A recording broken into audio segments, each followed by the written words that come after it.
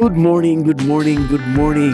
Mayong buntag mga kamoto, mga kabiyahero, mga kachil, o mga kawalay kwarta pero sige gyapog laag. Welcome back to my channel. This is Division Moto 101. Karong adlaw nakatadri sulod sa beautiful Pattaya, Thailand. And guess what? Mag-road trip ka gamit ang among one and only Carmex. Yes, karon padulong ta sa isa ka famous nga tourist spots diri sa Thailand, the Sanctuary of Truth. Ana sila, walay lansang, walay simento, puro kahoy, pero ang presyo murag kahoy pud ang wallet nimo after. Let's go mga kamoto. Pag-drive na karon, ang view nice kayo. Thailand roads are very clean. Kung sa ato pa makakita kag manok, kanding, usahay na apay baboy motabok dire, murag ang motabok kay turista. Comment below kinsay gusto mo ani dire. Ready na ba mo? Kay kami excited na kaayo. Okay mga kamoto, finally nakaabot na ta sa Sanctuary of Truth. Parking first. Tanaw na to kung maayo ba mo park ang daddy nga mao'y driver kayo karon. Pressure kayo kay kung masayop di na Sanctuary of Truth, Sanctuary of Rivers na gid ni. Perfect, palakpakan nato. Murag professional ang pagka-parking. Libre ang parking guys, and look at this place. Press kayo ang hangin, dagan kayong kahoy, murag ang stress mag-pile up o resignation. Time to buy a ticket. Medyo mahal siya compare sa uban attraction, pero ana sila worth in every baht. Kay once in a lifetime experience. Remember, experience create memories. Ang kwarta mo balik, pero ang bakasyon kung wa kay live di gyud mahitabo. Tanawang entrance very peaceful kayo. Murag makaingon kag, Lord, salamat sa bakasyon. Wow, grabe tanawa ninyo. Unsa man ni, kahoy lang ni tanan. No cement, no steel, grabe. Murag Minecraft pero HD version. Everywhere you look, na ay carving, na ay details. Murag kada kahoy, na ay storyang gisulti. Mga kamoto, imagine, handmade ni tanan. Walay shortcut, pure talent, pure patience, pure masterpiece. So ana papugis na gamay diha aning dapita. Minaw ta sa instructions ato ang tour guide na ay gamay briefing para pud nga dita mga pakog unya inigsuda to sa sanctuary. So helmet tong Mami Daisy, kauban sa ato ang duha ka anak, waiting for the final instruction. If mag-tour mo diri, na ay guide, and nice kayo sila mo explain. Every carving has meaning. Life, love, family, religion, nature. Everything is connected. Makarealize ka nga sometimes busy kayo ta mangitag happiness, pero kinahanglan ra di ay nga mo hinay ug appreciate sa atong nakita. So karon padulong nami sa Sanctuary of Truth Museum. Taytayan atong giagian, tabok aning gamayng sapa. Of course, gamit nato atong mga helmet. Tanawa gud ang ilahang mga carving. Tanawa kung unsa ka detalyado, dagko kayong mga piece sa kahoy. Tanawa pag-ayo. Asa ka mo tanaw sa artwork? Every corner Instagram worthy. Mao ni ilahang working space. Naadri ilahang mga workers. Yan aktong mga anak. Pero ayaw pug sigig picture. Usahay tan-aw pud gamit imong mata. Kay ang kamera makakuha og image, pero ang mata makakuha og memory. Deep kaayo no. Murag philosopher. pero gutom na na. Kaya ang kauban akong anak, among gisuroy o gitan-aw ang mga worker nga naga-carb sa dagko nga mga kahoy. Tanawagod ko kung sa kaditali kauban sa ilang mga gamit. Kana kahoy lang na tanan. Walay machine, kundi pure handwork. Gamit ang martilyo ug tigib. Diripod si ate nagaukit. So hinay-hinay nga nagaukit. So before ka makasulod sa museum, makita nimo ang ilahang workstation kung asa nila ginabuhat ang dagko nga mga piece sa kahoy. Unya ila din ang ipadikit didto unya sa sulod sa museum. Daw kaning arko mga kamuto ko inyong makitaan. So na sila layout, naga-layout ug naga-design. Ini si ate tanawa, naga-carving kayo. Hinay-hinay nga pag-ukit. Siguro ka to postito. Kunya samtang magpaduol ka sa museum, na briefing usab ang inyong tour guide kung unsa paano gibuhat. Kini siya clay. Murag model clay nila aron makita nila ang design sa maong arkong ilang ginabuhat.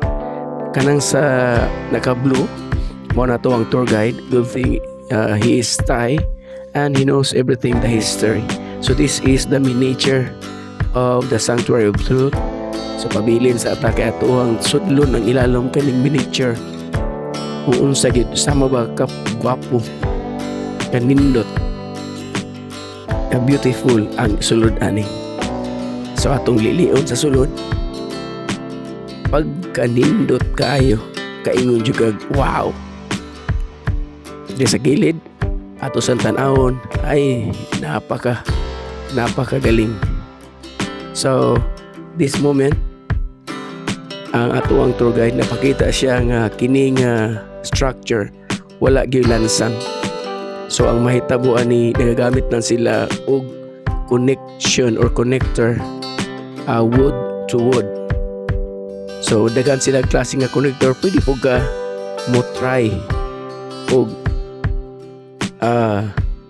gunit ani kung paano nila gihimo ang pagsumpay sa matag kahoy. So while we are listening, we have also family picture. Smile, ayaw serious, bakasyon ni passport o work permit renewal. Kanang moment nga magkuyog mo, di na mapalit.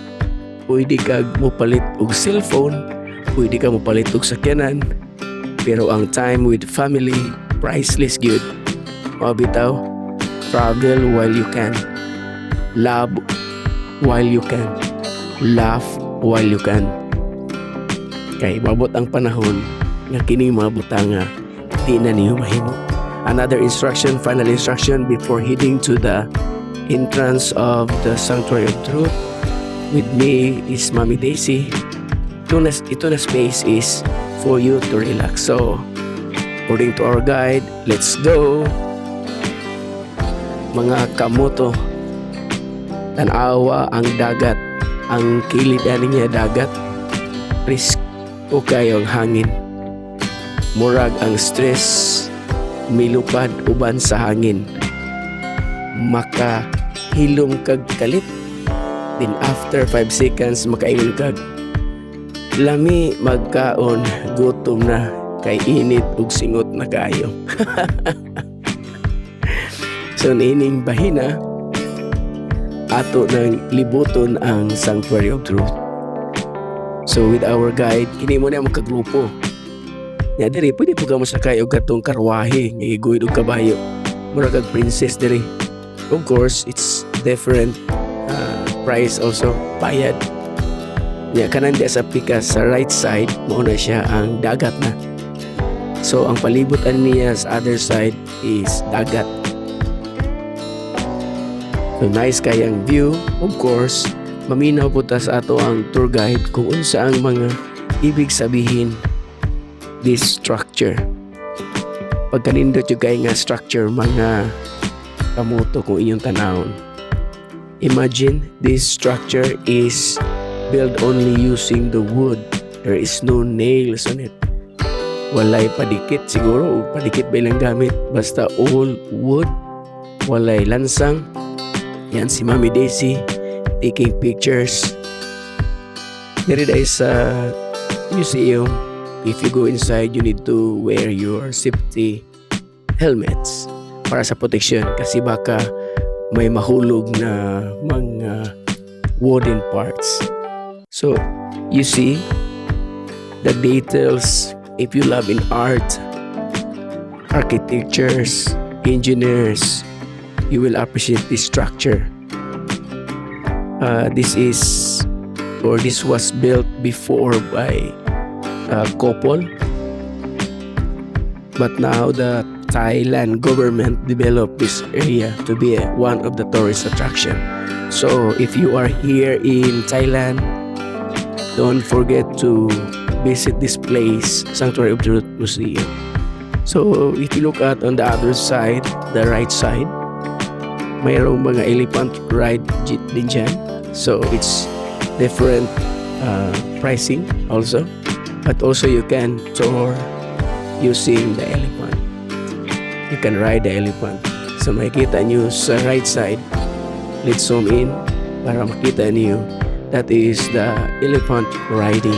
So another experience when you are here in this place. So very detailed kayo, and according to our tour guide, this is never-ending engineering or structure. Kasi tungod kay kada panahon adunay mabag-o ani nga building, adunay madaot, adunay ma-repair, adunay ma-add sa kani nga building, but the message still remain. This is the reality of our life. So kini siya nga portion, kahoy na siya, pero actually it's an elevator for the elderly and using wheelchair. Yan sa left side. So if you can see the details, that's all wooden structures. To si Kuya still carving. Hindi ko lang alam mga kamoto, pagbalik mo pagabukas kung si Kuya still carving pa rin. So ayan, another instruction. We were now going inside para ma-check natin ang kaloob-looban. Ang sulod kung unsa gyud kanindot ining gitawag nilag Sanctuary of Truth. Mahadlok kay kung musulod mga kamoto, no, kay Sanctuary of Truth dahil basig makatug-an ta sa itong masikreto abutang eh. Yan si Mami Daisy Diary and my son and my daughter, of course. Actually, this is the 20th part of the 20th birthday of my daughter, Baby Jane Cassandra. This day, she is celebrating her 28th birthday. So, dito siya. Dito din kami namamasyal. The date is July 12. So, we are ready now to go up. So, yan. Paakyat na kami sa kahoy. Ito ay lahat kahoy, mga kamoto. Tingnan nyo naman, oh. The elephant, the beams, the column, the design, very well crafted. How talented are the maker.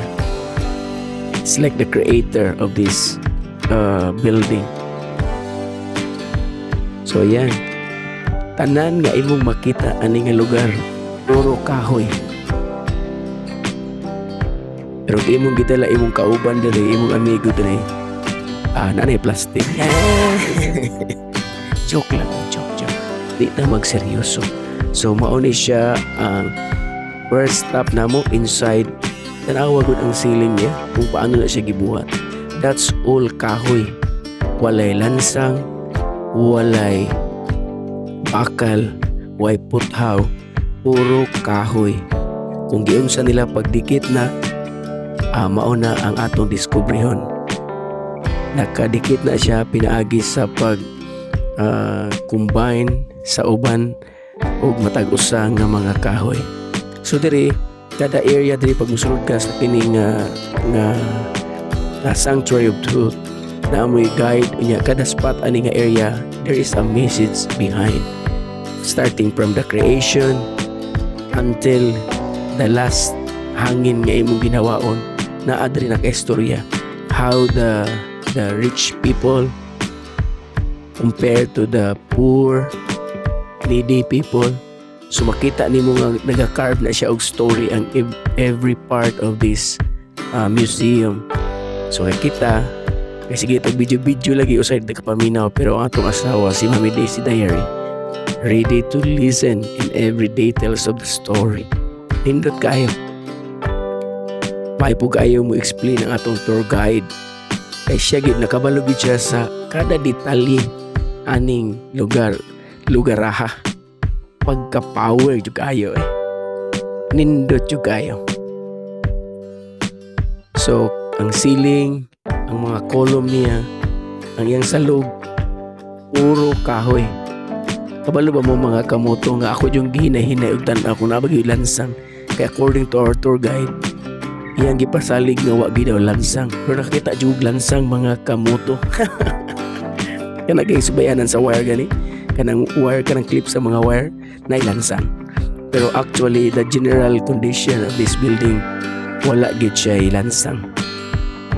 Kung na may padikit siguro padikit pero di jud ka kita og lansang nga mo'y main nga nagahold sa structure.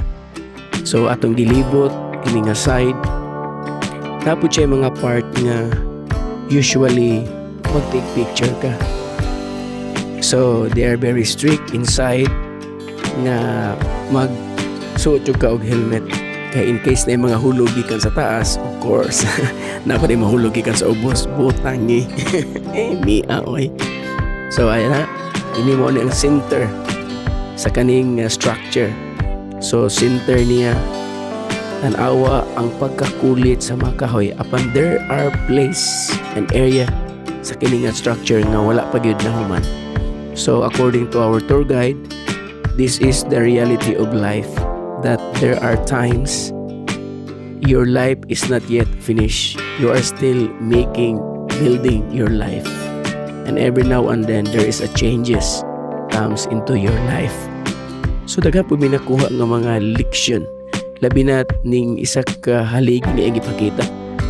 There are some people doing bad at you. You have two options to take revenge. But sometimes you choose not to take revenge because you are not the same with this kind of people. Mas maayo pang magpakailom na lang. Worth it ba? Absolutely yes. From the carvings to the architecture to the history, everything was amazing. If ever mo anhimog Pattaya or Thailand, ayaw yun ninyo skip kini nga lugar. Promise, worth every minute, worth every baht. New adventures always. Remember, life is short. Leave the dishes, book a trip, take photo, eat the food, love your family, and always travel with gratitude. Kung nalingaw mo ani nga vlog, don't forget to like, share, comment, and subscribe. Hit the notification bell para updated mo sa among next adventure. Daghang salamat, Amping Permi. God bless everyone. See you sa sunod nga laag. Bye-bye. Paalam sa Wadikap. Kapon krap. Mahal na mo. Let's go, Carmage. See you.